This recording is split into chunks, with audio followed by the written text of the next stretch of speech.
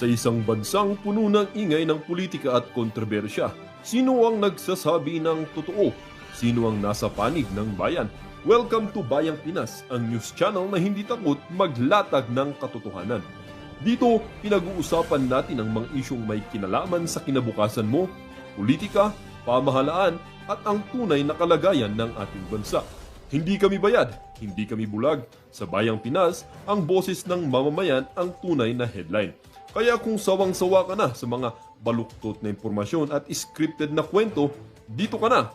Dito sa Bayang Pinas, tayo ang bantay at boses ng bayan. Kung gusto mong manatiling mulat at informed, don't forget to like, share, and most importantly, subscribe dahil sa panahon ngayon, ang kaalaman ay kapangyarihan.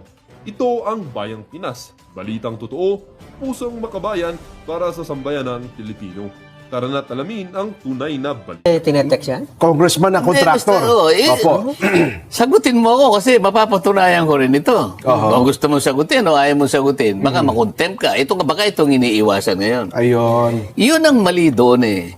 Parte ka ng sistema. Bakit ikaw magpipresenta? Yusek ka eh.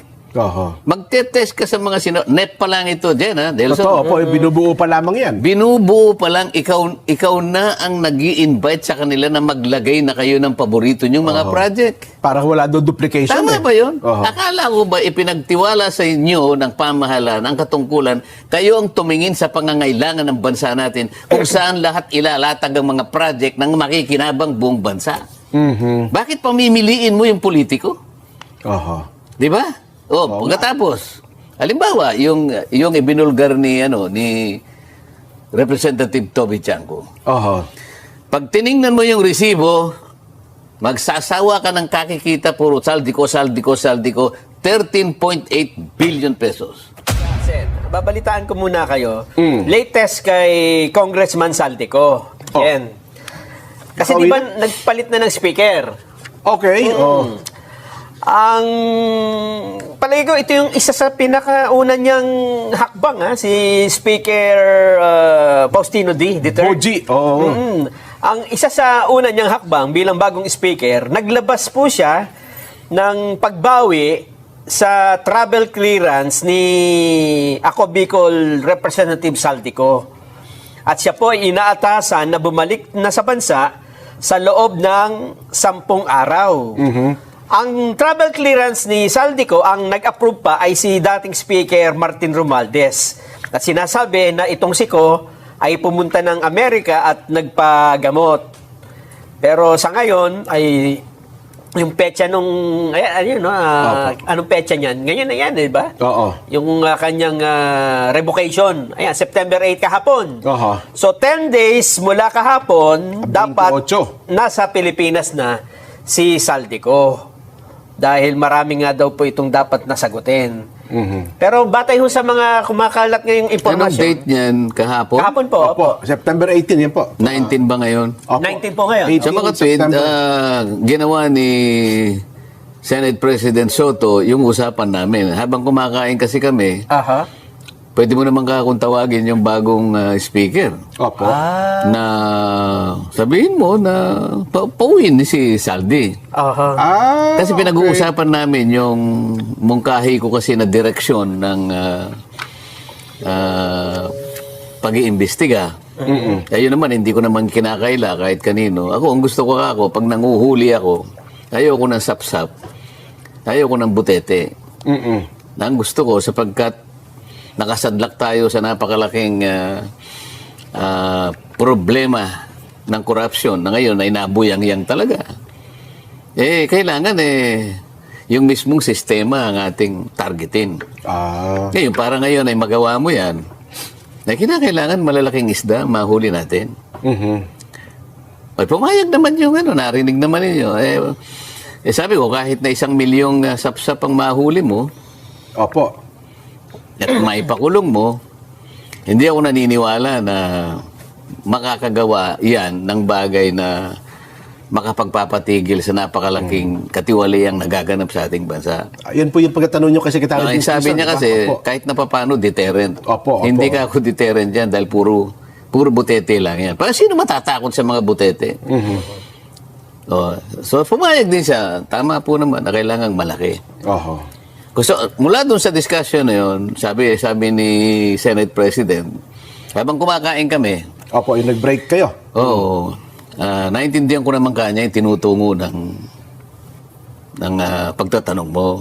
Tama naman yun. Hanggang sa mapag-usapan nga namin, pwedeng ipatawag. Kasi nga, si Saldico, ilang beses namang nabanggit ang pangalan. Doon lamang sa subscribe, doon sa sinumpaang salaysay ng mga Diskaya, nabanggit na yung pangalan. Bagamat ang pagkakabanggit ay mula doon sa dalawang congressman na kanyang in-identify. Name drop daw po yung pangalan nila. Name drop kasi Opo. nagtanong siya, bakit dito 25% lang, bakit dito 30 na ang kinukuha nyo? Aba, yung sa amin dito kasi, may manggagali, may mapupunta kay ganito, binanggit ang pangalan ni Saldico at ang pangalan ni Speaker. Oo. So pagkatapos noon, sabi ko, maliban pa dyan, nakita mo naman si Toby Chanco, nagpasya naman na mag-testify. At tuwi rin niyang binanggit ang pangalan ni Saldico. Hindi lang binanggit, pinakita niya yung napakahabang listahan. Kasi palaging gusto pinag-uusapan, resibo, di ba? I would highly recommend Monday.com because it can streamline your operations. Entech Philippines is an environment. Dalawang probinsya lang. Pag sinuma mo yung mga insertions, 13.8 billion pesos. Ang pangalan ni Saldico ang nakabuyang-yang doon. Ngayon, ibig ko sabihin, sino ba tinutugis natin dito? Butete? Pauwiin mo. Doon nagsimula yung usapan. So, kahapon ay 18. Ganyan gagawin ko. Baka tinawagan. Pwede. Halimbawa, pag ayaw niyang bumalik, di kansilahin yung passport. Parang yung ginawa ninyo. Para kay Arnie Tevez. Parang nangyari kay Arnie Tevez. Ganun ang gusto ko na direksyon sana. Pero bakit mukhang nanawagan din si Majority Leader Sandro Marcos, di ba kahapon? Yun din ang kanya naging panawagan na mapauwi nga si Kong Saldi. Lumilitaw naman sa mga impormasyon na natatanggap natin na nandito na sa Pilipinas. Si Saldico. Maganda. Para sa ganun, masabi na kagad para maimbita kagad.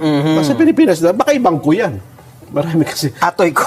Hindi, may nakakita daw na nakahood dyan, dumating nung Sabado, dyan sa September 30. Madali yan pwede naman i-check yung manifesto ng immigration.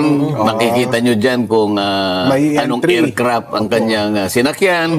Kung Di talaga. ba? Tama Anong kayo. oras dumating. May mga yung passenger manifest, malinaw yan Maliban na lang, sir, kung ibang ginamit na pangalan. Nag-disguise. Kasi meron ako nakitang post. Nung nandun siya, parang ang ginamit niyang pangalan, Salcedo ko. Parang gano'n. Hindi na Saldi. Pwede rin. Di hanapin mo yung Salcedo ko doon sa manifest ko. Yun. Pero ang importante, kung nandito man yan o wala, ang importante, pinapauwi na. Pero ang point lang naman ito, Sen, makapagpaliwanag siya. Kasi nababanggit ang kanyang pangalan. Hindi naman agad natin sinasabi na siya ay guilty o may pananagutan sa usaping ito, kundi matanong kung ano man ang kanyang partisipasyon sa usaping ito, Sen. Tama po ba? Halimbawa, bakit yung insertion mo puro pangalan mo? Okay. Anong interest mo sa Mindoro Oriental? Anong interest mo sa Abra? Puro pangalan mo nakalagay. 13.8 billion. Paano mo nagawa yun? Di ba? Puro pangalan. Ewan ko, dalawang probinsya pa lang yun. Meron ka pa bang iba? Hindi ko pa sinasabi yung Bicol.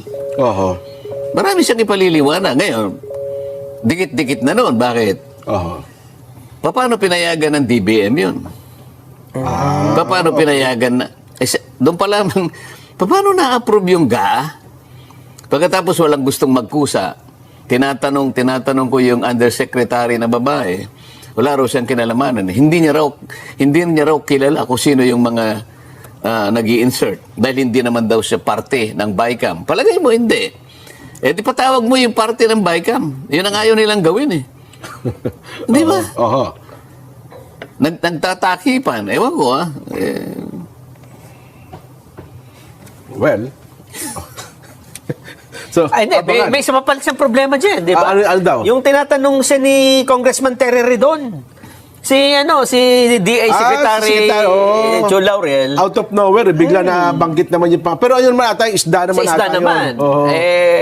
Malaking problema din yun. Papaliwanag din niya yun. Kasi pinepersa daw ni Saldico ang DA na bigyan ng allocation siya para mag-import ng isda. Pati ba naman isda? 3,000 containers Hindi daw. naman magsasalita ng ganun yung Secretary ng Agriculture kung hindi totoo. Aha. Oo. 3,000 na containers ng isda. Yun nga. Meron pa nag-text sa akin, ha? Aha. Meron pa siyang ginagawang pakikialam dyan, Philippine Ports Authority. PPA. Oo. Meron ding sinabi sa akin, yung Secretary of Justice, hindi ko muna sasabihin dito. Aha. Oo. Ako, ang dami palang sabit. Pag Secretary of Justice mismo, Boying ang nagsalita. Hindi ba magkausap kami kahapon? Opo. Mamaya, kukwento natin yun. Pero hindi na muna natin ibubulgar yun. Kasi sapagkat, Ako din naman, tsaka matagal nating kaibigan yung Secretary Boying, Sen, di ba? Oh. oo naman. Wala naman doon ang issue eh. Pero Tagal Jen, nating ano yan, eh. Jen, hindi yung usapan ni Secretary Boying Oo. at ni Sen ang gusto kong malaman eh.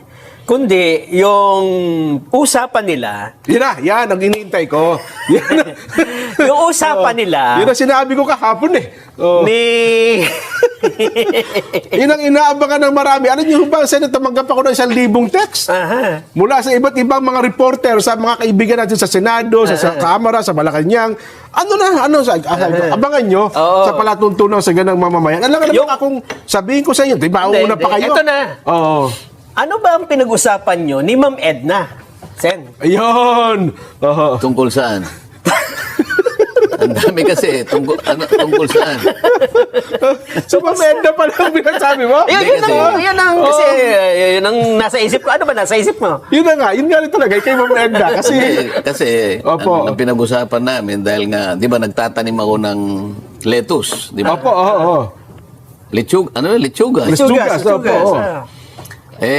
Sabi ko sa kanya, kung gusto mo sumama ka dahil alam ko naman kung pagka yung mga lettuce kasi medyo malaki na, ang gagandang tingnan eh. Ay, opo, oo. Hindi ba pinagawa ko uli yung aking Sa Tarlac, opo. yung greenhouse ko. Oho. Alam mo naman hydroponics yun eh. Oho. By this time 20 days old na yung aking mga lettuce. Oo. Di ko nga naibigay siya direct. Sana naipasinag ko na naman dito. Iinggitin ko na naman si Nelson Ganda dito. yan, no? Hindi, padala sa atin parang yung tagapag-alaga nyo doon. Si Briggs. Si Briggs. Oo. Kung nakikinig si Briggs, Briggs, i-text mo, isang mga sa akin, ha? text mo kay Direk ka mo Ayan, para maipakita natin yung bahagi na yun. Ayan, oho. Yun namang ilang portion na mapagtatamnan pa, tatamnan ka na naman ng kamuting baging. Kasi binibili yung mga baging. Yun ang sinabi ko yun ang kinukwento Yung ko talbos pa lang pala, malaki na Edna. kita. Oo. Ah. Baka gusto mong sumama sa akin, makita mo naman kasi alam ko gustong-gusto mong nakikita yung mga lettuce. Alam mo kasi pagka nandun yun, natetempt siyang kumuha na kagad eh. Oo. Yun ang gusto niyang ilagay doon sa burong isda. Yun ako, kasarap na, no? Tsaka yung, meron kang inihaw na dalag, yun ang may kukwento ko sa inyo. Bukod doon, wala akong masasabi. Ewan ko kung ano ibang gusto niya pang itanong. Ayun naman pala, at least malinaw tayo. Pasensya na kayo. Yung mga kasama nating reporter. Itanong mo na. Ha? Kasi hindi malinaw eh. Ganon? Diba kumbaga sa pelikula, Oh. wala hindi naman sinimulan eh. Walang tanong eh, walang sagot. Ay, bukod pa po doon sa Ayan, pinag-usapan yan na, niyo yan na. ni Ma'am Edna, na alam mo namin na yun kayo naman dalawa, nabalitaan ko, ipinangako nyo sa ating mga taga-subaybay Ay, nako. na pagdating ko rito sa araw na ito, Opo. ay magkukwento ako. Opo. Abay, kayong may utang sa kanila, bahala kayong bayaran ninyo yun. Kasi po, tumanggap kami ng tawag at text doon po sa nakausap ninyo. Sabi po niya na ako ay may biyahe, hindi ako makapagpapaliwanag ng mahaba sa inyo.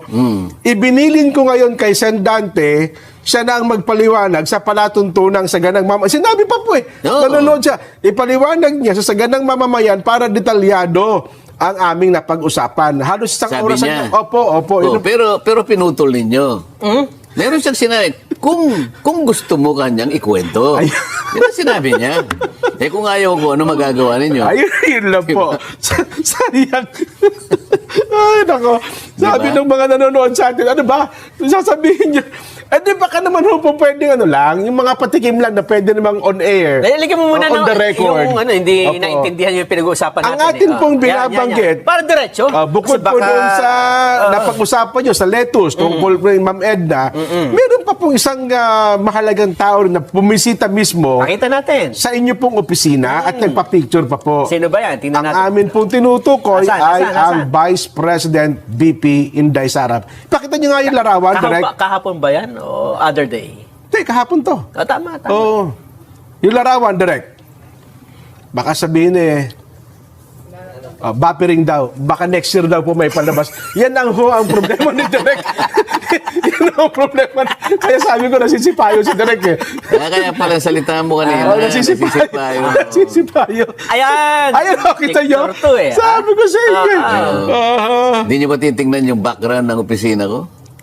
Maganda. Ba? Hindi, official seal, background po. Sana yung buong para nakita niyo. May picture dyan sa likod eh. Kita namin yan, Sen. Oho.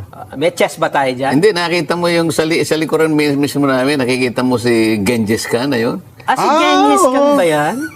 Oho. Pero parang gawa, metal ba yun? o? Metal yan. Metal. Oo. Aba. Diyan ba pumunta si WJ?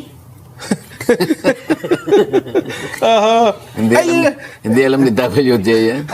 Bagong gawa yan eh. Kaya akala ko dyan, yun nung, di ba, kinikwento sa amin, ipapagawa niyo yung opisina niyo. Akala ko yung Hindi kasi WJ. bear kasi yan, wala namang naging opisina Design dati yan. talaga. Ngayon, dahil sa wala naman, bear. Hindi, kami na yung Nag-ayos. So, Opo. Pero ang isang bagay yun, meron bang tayong chessboard dyan, Sam? Oo, para meron, makagalaw. nakatago dyan sa may likuran ng mga Yun labi. ang importante. Tama-tama. Nelson, minsan tayo Kaya alam mo na. lang, hindi ka naman makapaglaro. Una, wala naman akong kalaban. busy. Ay, di ka. Pangalawa, sa dami ng gagawin ko. Ginawa ko na lang Si dekorasyon. Sen, si Lito Lapid, magaling sa chess yan. Ay, hindi marunong sa chess dito lapid. Puro kabayo lang alam nun. Sumakay ka pa rin. Ay, nako. Iniiba natin usapan eh. Anong kwento sa likod ng larawan na yon? Opo. Yun? Kinuwento ko sa kanya yung lettuce. Ganun po. Oo. Na-share din nyo. Tuwan-tuwa siya. Pinakita ko sa kanya kasi hawak ko yung cellphone ko. Opo. Di ba?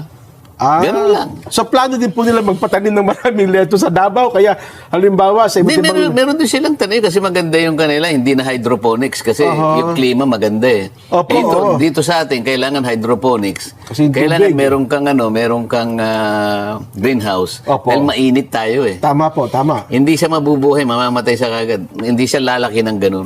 Dapat controlled temperature, di ba? Oo. Tsaka nila po, ang alam ko, marami rin kakao, di ba? Yung tsokolate. Isang oras din eh. Aba, isip-isipin mo kung paano ipapaliwanag yung hydroponics. Meron pa akong wind pump. At pinakita ko sa kanya yung irrigation ko na solar. Opo. Kailangan ma-describe mo mga buti yun. Nagbiyahe pa ang Vice President. May flights ang importante. Dumaan siya para lang pag-usapan ng lettuce. Boarding na raw po siya. Ibig mo sabihin, backbone ng ating ekonomiya, agriculture, kaya interesado siya doon. I move to cite in contempt for lying. Ang problema... Isip-isipin mo. Di ba? Opo, ang problema sa chairman, hindi tayo. By chairman lang tayo. Ang problema sa inyong dalawa kasi, tismoso kayo eh. Kaya, naipangako ninyo, ang buong akala ninyo, may makukuha kayo sa akin. Di ba? Naglakas loob na ho kami para... Abay, mantakin nyo ngayon, Seno. Nabutata kayo ngayon. Mantakin nyo ngayon sa YouTube. Ang nakatutok sa atin ay 12,000.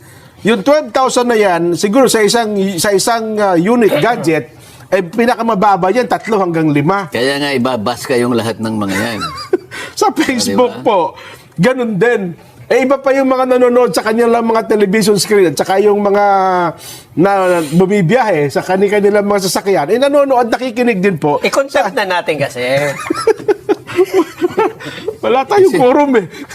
Isip-isipin ninyo na Kung dinalaw ka ba ng Vice President, kung ano-ano ng spekulasyon ang nasa isip nyo, pwede naman kayong magkwentuhan na, kasi tagal din naman namin hindi nagkita eh. Opo. Di ba?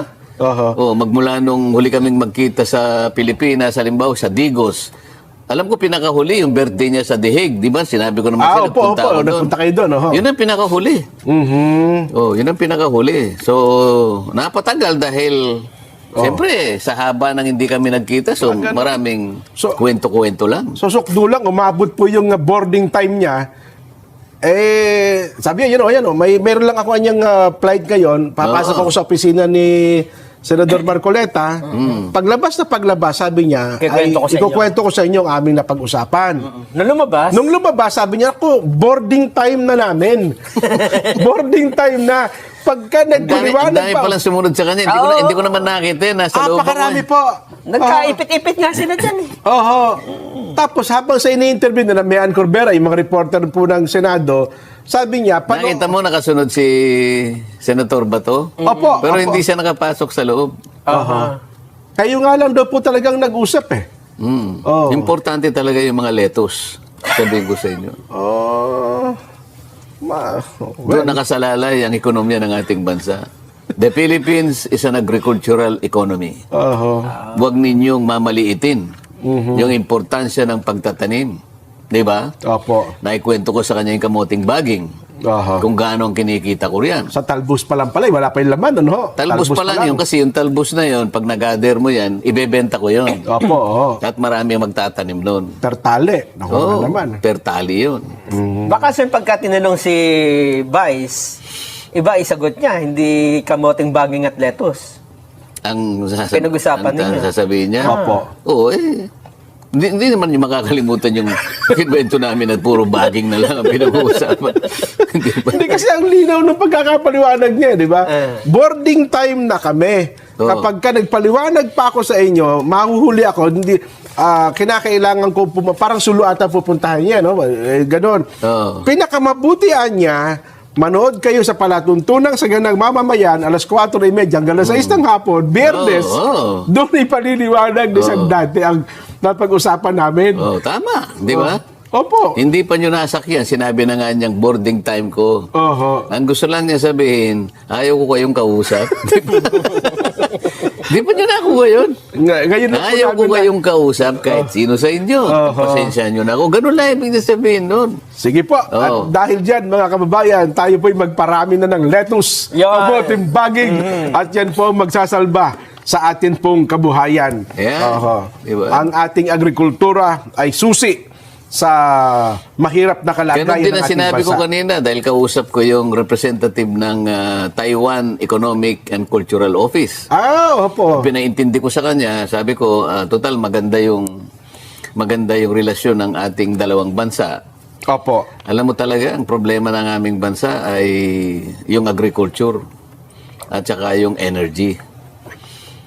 Dito sana itong dalawang area na ito ang dito mo matulungan ng aming bansa.